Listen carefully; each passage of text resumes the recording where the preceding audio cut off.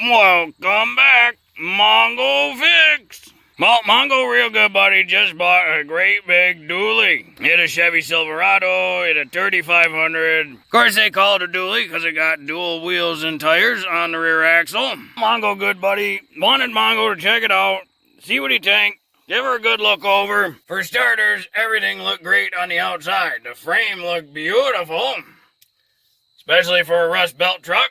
But Mongo guessed from story, it actually from Florida. It's always good when cars come with a spare. Mongo always checks the hitch out because a lot of these might get real rusty, real nasty, and you don't want to have a rusty hitch. It's only got little minor ding and scrape in places. You know, it's got a little bit of chipping, a couple paint chips, not bad. Nice scratch there, but really, she's in good shape. Somebody has gone through and upgraded the mirrors to the modern toe style. The interior just lovely.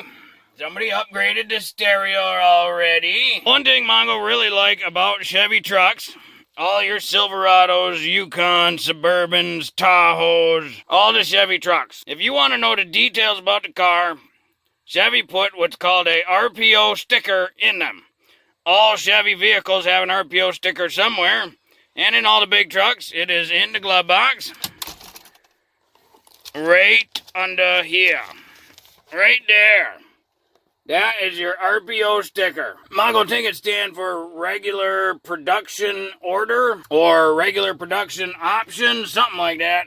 Basically, if you wanted to know, for example, which engine your truck had, is right in there. All these codes are alphanumerical 3-digit codes, meaning it's numbers and alphabetic letters. 3-digit codes. For reference on all Chevys, this is your paint code. It's BC or base coat, and then the CC, clear coat. So your base coat for this truck is a U9260. And the clear coat is 522. In general, if you need a paint code, it's just the base coat or base color. Most of your Chevys, the engine starts with a L. Especially this diesel, you're looking at an LB7. Now, some of the other fun things just to note for Chevy trucks, rear axle ratio, GT4 is 3.73. So your gear ratio is 373. Now, if it's a four-wheel drive, your front diff will have the exact same gear ratio as the rear diff. This G80, that means that the rear axle has a M-locker in it. There's centrifugal lockers, good to up to 25 miles an hour. All your emission information is in here. The trim styles are in here. Interior options are in there. Everything is on this sticker. This truck came with some extra parts, like the original mirrors. You know, they pretty basic. Oh, it came with some extra windshield washer fluid. Just something to note, it looks like somebody has repaired this ground.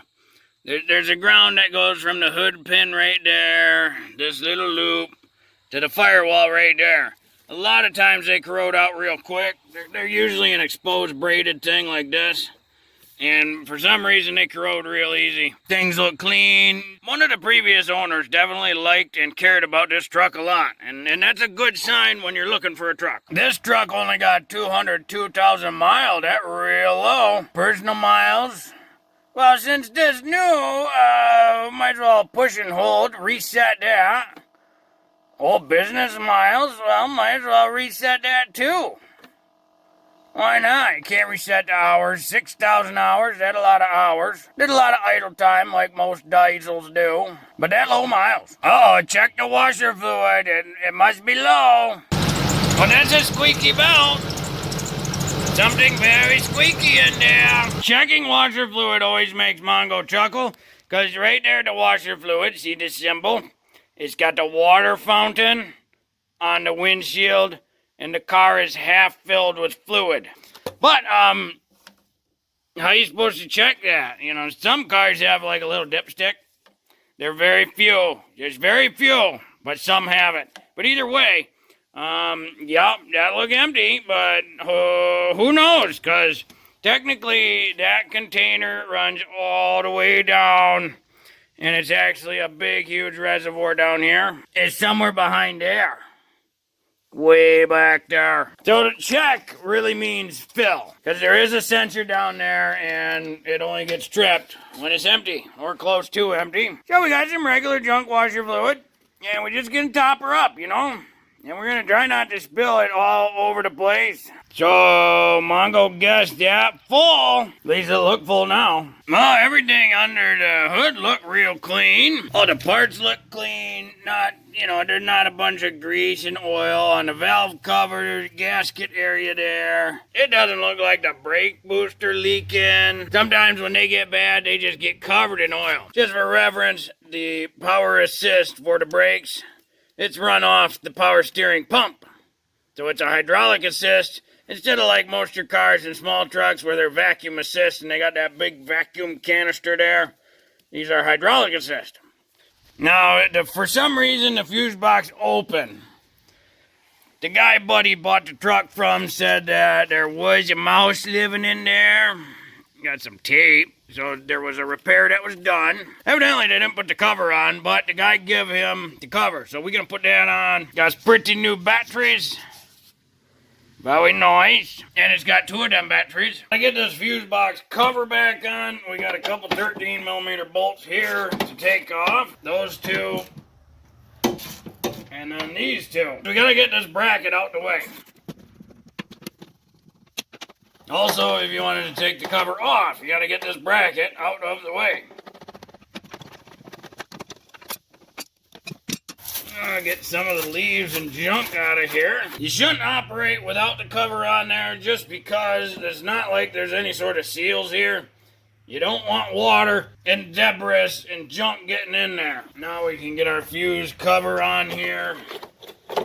It's got these little tabs that'll click into spots. And then we got the cap to put on. It's got an arrow with the lock thing. It just goes here where your fingers go to pull it up. There we go, that's seated, secured. We'll get our bracket back in. Mongo's really not sure why the cover was off. It's just lazy mechanic work, really. Because it's a super simple, easy thing to throw back on. Just relining up the witness marks of the bolts. You don't have to, but it's a Mongo thing. Mongo doesn't know the torque spec, just going with the German good and tight. Now that just looks a whole lot better in the engine bay, you know. No more exposed electronicals. While Mongo checking stuff, might as well check out the air filter. And it's got one. Where's the other? Another one down there somewhere. There it is. 2, 3, and 4 little screws. Just a Phillips or a flathead. The screws don't come all the way out. Just loosen them up till they're like that. And we can lift it up and sneak our air filter out. Oh, that's in good shape. Yeah, that's a pretty nice air filter. That's not bad at all. A little bit of debris, but just gonna shake that out and put her back in. There's a bit of debris in there, so just fire up the vacuum, get that out of there first. That's much better. Mongo liked this style air filter housing because you don't really have any of those goofy tabs to kind of align and stuff. You just make sure it's sitting square, screw it back in. These don't have to be crazy tight. It's a coarse thread bolt or screw going into plastic. So don't reef it down. It's just get them snug and call it good. It's an air filter. There's no reason to over torque that. That simple, and it takes all of 2 minutes to check and change, really. You know, the frame under here is just beautiful. But it looked like something leaking right there. Hard to tell exactly what. The guy Mongo's buddy bought the truck from said it did have bad power steering lines. They put new ones on it, though, and even showed the receipts. So maybe it residual from that. We got some over there too. Something leaking. So we're going to take this skid plate off and see. Got some 15mm bolts holding it up. And then there's 3 in the top. 1, 2, and 3. So we bust those off real quick, see what's going on. Oh, somebody had lost a bolt at some point. Yeah, just got a bunch of oily crap down there in the sand. I'm all looking at all this stuff. It kind of hard to tell. A little bit running down there. Those lines wet. The pitman arm wet. Center link wet. That up there, that's the bottom of the power steering pump. It got a drip on it right there. Hard to tell if it real active or old. Top of this thing wet too. Maybe it got fluid in it. Mongo know they topped it off when he bought it. Maybe the guy spilled some down there. Overall, not sure. So the best thing to do is Mongo's gonna clean this all up with brake clean. Just pretty much spraying all of it.